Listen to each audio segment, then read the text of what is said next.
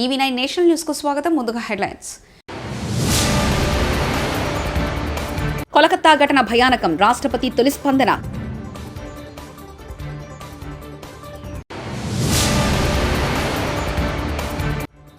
తెలుగు రాష్ట్రాల్లో పారిశ్రామిక పార్కుల ఏర్పాటుకు కేంద్రం ఆమోదం, మోదీ కేబినెట్.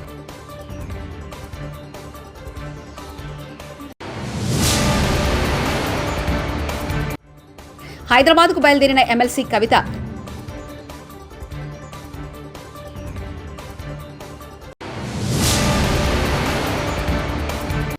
చట్టాలను ఉల్లంఘించిన వారందరి పేర్లు రెడ్ బుక్ లో ఉన్నాయి, మంత్రి నారా లోకేష్.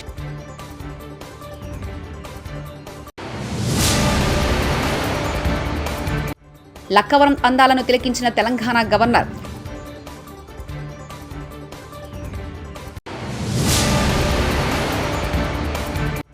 ఏపీకి డబుల్ బొనంజా, భారీగా నిధులు కేటాయించిన కేంద్రం. కోలకత్తాలో ట్రైనీ డాక్టర్ హత్యాచార ఘటనపై రాష్ట్రపతి ద్రౌపది ముర్ము తొలిసారి స్పందించారు. ఈ ఘటన తనను తీవ్రంగా ఆవేదనను, భయాన్ని కలిగించిందన్నారు. ఇక జరిగింది చాలు అని పీటీఐ వార్తా సంస్థతో మాట్లాడుతూ చెప్పారు. మహిళలపై జరుగుతున్న నేరాలను ఇకనైనా అడ్డుకట్టవేయాలని అన్నారు. అక్కా చెల్లెలు, కుమార్తెలు ఇలాంటి అఘాయిత్యాలకు గురికావడాన్ని ఏ నాగరిక సమాజం అనుమతించదని ఆమె చెప్పారు. ప్రధాని నరేంద్ర మోదీ సారథ్యంలోని కేంద్ర కేబినెట్ బుధవారం న్యూఢిల్లీలో సమావేశమైంది. ఈ సందర్భంగా పలు కీలక నిర్ణయాలు తీసుకుంది. 25,000 కోట్లతో ఆంధ్ర, తెలంగాణ, బీహార్, పంజాబ్, యూపీ, కేరళ తదితర రాష్ట్రాల్లో 12 పారిశ్రామిక పార్కుల ఏర్పాటుకు ఆమోదం తెలిపింది. అందుకోసం 25,000 కోట్ల ప్యాకేజీ కేటాయించేందుకు ఆమోదముద్ర వేసింది. తద్వారా ఆయా రాష్ట్రాల్లో పారిశ్రామిక వృద్ధి, ఆర్థిక అభివృద్ధి గణనీయంగా పెరుగుతుందని కేంద్రం ఆశాభావాన్ని వ్యక్తం చేసింది. దేశంలో ప్రకంపనలు సృష్టించిన ఢిల్లీ మద్యం కుంభకోణం కేసులో ఆరోపణలు ఎదుర్కొంటూ అరెస్టైన ఎమ్మెల్సీ కవిత 5 నెలల తర్వాత బెయిల్పై విడుదలయ్యారు. ఢిల్లీ లిక్కర్ కుంభకోణంలో కవిత పేరు బయటకు రావడం మొదలు ఆమె బెయిల్పై తిహార్ జైలు నుంచి విడుదల వరకు ప్రతి విషయంలో రాజకీయం కనిపించింది. కవిత మాజీ సీఎం కేసీఆర్ కుమార్తె కావడమే దీనికి ప్రధాన కారణం. కవిత అరెస్టు మొదలు బెయిల్పై విడుదల వరకు కాంగ్రెస్, బీజేపీ మధ్య మాటల యుద్ధం కొనసాగుతూ వచ్చింది. తెలంగాణ అసెంబ్లీ ఎన్నికల మొదలు లోక్సభ ఎన్నికల వరకు కవిత అంశం చర్చకు వస్తూనే ఉంది. ఢిల్లీ లిక్కర్ స్కామ్ దర్యాప్తును కేంద్ర దర్యాప్తు సంస్థ సీబీఐ చేపట్టడంతో కాంగ్రెస్ బీజేపీని టార్గెట్ చేసింది. బీఆర్ఎస్తో లోపకాయరి పొత్తు కారణంగానే కవితను అరెస్ట్ చేయడం లేదని, లిక్కర్ స్కామ్లో కవితను కేంద్ర ప్రభుత్వం కాపాడుతుందని హస్తం పార్టీ ప్రచారం చేసింది. ఢిల్లీ మద్యం కేసులో బెయిల్ పొందిన బారాస ఎమ్మెల్సీ కవిత హైదరాబాద్కు బయలుదేరారు. కుటుంబ సభ్యులు, బారాస నేతలతో కలిసి ఆమె ప్రత్యేక విమానంలో హైదరాబాద్ రానున్నారు. సాయంత్రం 4:30 ఆమె శంషాబాద్ విమానాశ్రయానికి చేరుకున్నారు. ఈ నేపథ్యంలో విమానాశ్రయంలో స్వాగతం పలికేందుకు బారాస శ్రేణులు సిద్ధమయ్యారు.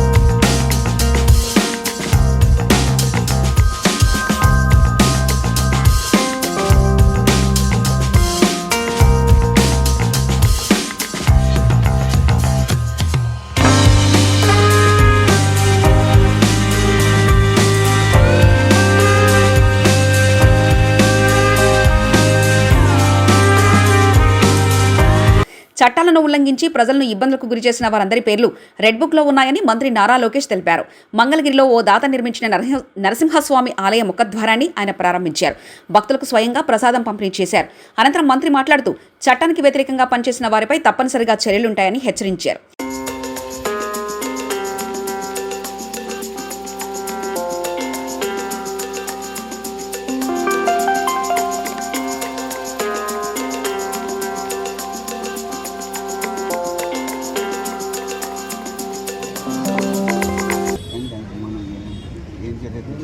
మొత్తం రిపోర్ట్ రాని డిస్కషన్ ఇప్పుడే కదండి బయటపడుతుంది.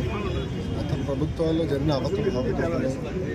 ఇప్పుడే కదా రెడ్ బుక్ అంటే ఏంటో, ఏ అధికారులు అయితే చట్టాలను ఉల్లంఘించి ప్రజల్ని, కార్యకర్తలు ఇబ్బంది పెట్టారో వాళ్ళందరినీ మేము సీరియస్గా తీసుకుంటామని చెప్పడం జరిగింది.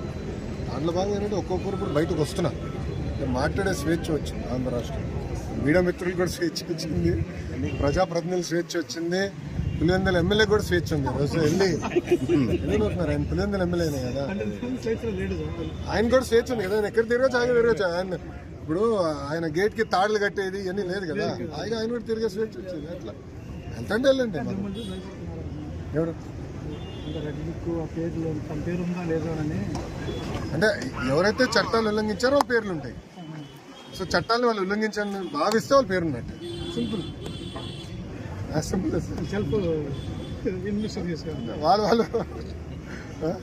వాళ్ళు విన్నారు వాళ్ళ సమస్య చేసుకోవాలి అది ఏం జరిగింది ఏంటి ఎందుకంటే సీరియస్గా తీసుకోవాలి ఇది వదిలిపెడతాం. వరంగల్ పర్యటనలో ఉన్న తెలంగాణ గవర్నర్ జిష్ణుదేవ్ వర్మ బుధవారం లక్నవరం చెరువును సందర్శించారు. లక్నవరం అందాలను తిలకించిన గవర్నర్ అధికారులను అడిగి వివరాలు తెలుసుకున్నారు. లక్నవరం ప్రత్యేకతను మంత్రి సీతక్క అధికారులు గవర్నర్కు తెలియజేశారు. అధికారులతో కలిసి గవర్నర్ చెరువులో బోటింగ్ చేశారు. ఈ చెరువును మరింత అభివృద్ధి చేసి పర్యాటకులకు మెరుగైన సౌకర్యాలు అందించాలని అధికారులకు సూచించారు.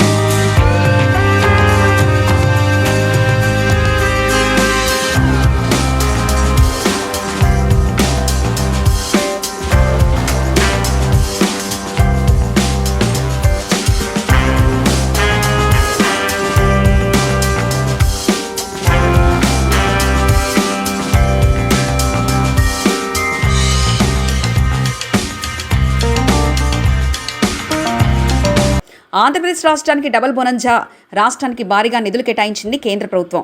పోలవరం ప్రాజెక్టుకు సంబంధించి 12,000 కోట్లకు ఆమోదం తెలపడంతో పాటు రాష్ట్రంలో 2 ఇండస్ట్రియల్ స్మార్ట్ సిటీస్ ఏర్పాటు చేసేందుకు కేంద్ర మంత్రివర్గం సిద్ధమైంది.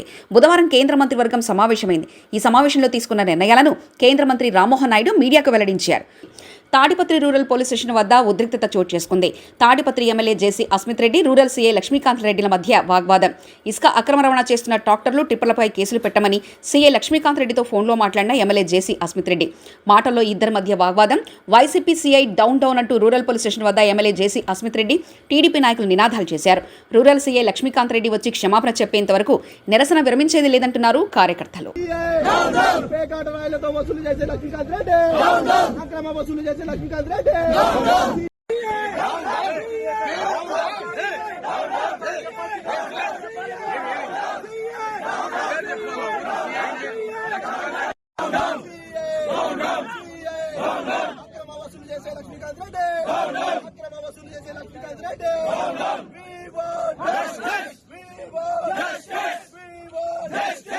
I need that man here. That's it. I don't care. I'm okay with everybody, but I don't want. I don't care, Anna. Anta idu nodete enduka maatalu ఎవరు వచ్చినా వాళ్ళకి ఏదో ఒకటి అంటానే ఉన్నాడు. ఊరుకున్నాం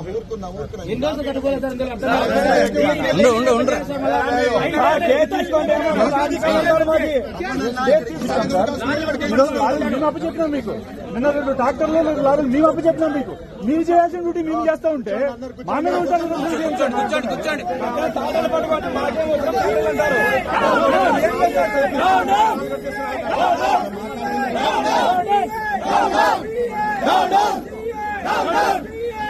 రావాల్సిందే సార్, రావాల్సిందేదా మా ఎమ్మెల్యే సారి చెప్పాల్సిందే. చెప్పాలి ఇప్పుడు కూడా మాట్లాడాడు. రావాల్సిందే మా ఎమ్మెల్యే గారు సారి చెప్పాల్సిందే.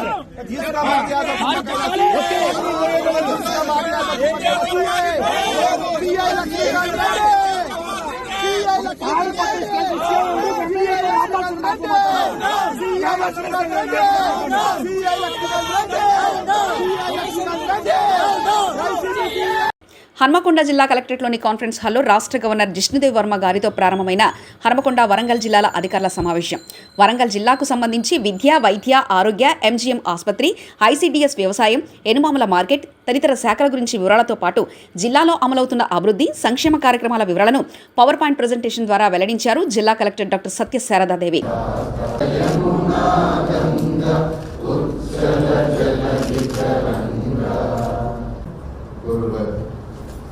గవర్నర్ గారికి ఇన్ఛార్జ్ మంత్రివర్యులు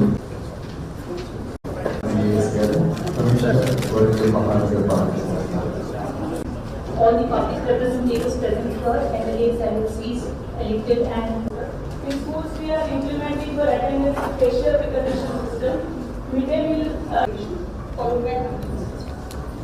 thank you sir. Now I request the collector Varangal is given as whole that in colloquial it became Bhadradri Kothagudem జిల్లా భద్రాచలంలో గోదావరి వరద బాధితుల నిమిత్తం 35 లక్షల రూపాయల విరాళాలతో ఎండోమెంట్ వారు ఇచ్చిన భూమిలో బుధవారం రోజు శంకుస్థాపన కార్యక్రమాన్ని నిర్వహించారు.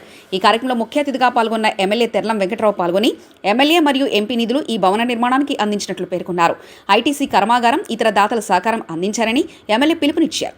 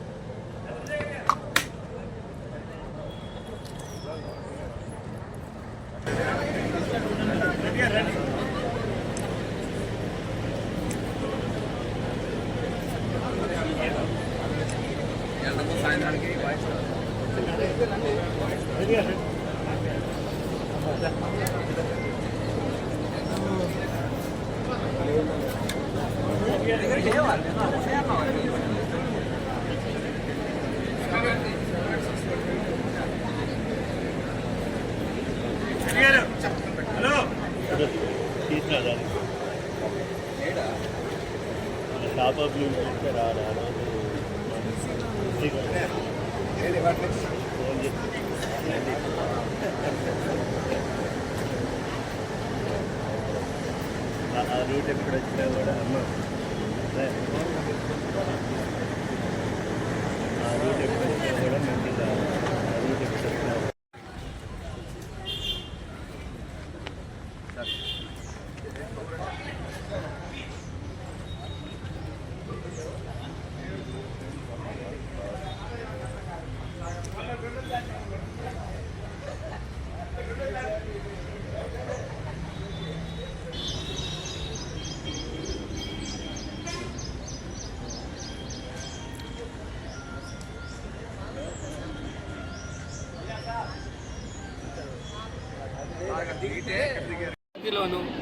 సూపర్ మన ఏదైతే పరిశ్రమల పరిశుభ్రతని కాపాడే దాంట్లో నేనున్నాను. వాళ్ళ సహాయ సహకారాలు కావాలి. ఏదైతే మంచి జరుగుతుంది. కోలకత్తా ఘటన భయానకం, రాష్ట్రపతి తొలి స్పందన.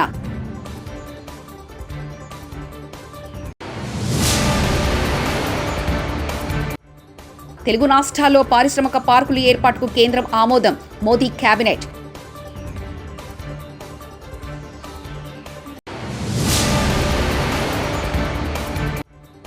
హైదరాబాద్కు బయలుదేరిన ఎమ్మెల్సీ కవిత.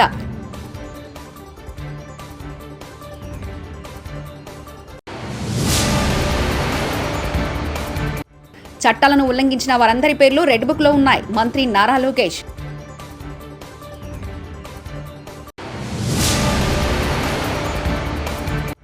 లక్కవరం అందాలను తిలకించిన తెలంగాణ గవర్నర్.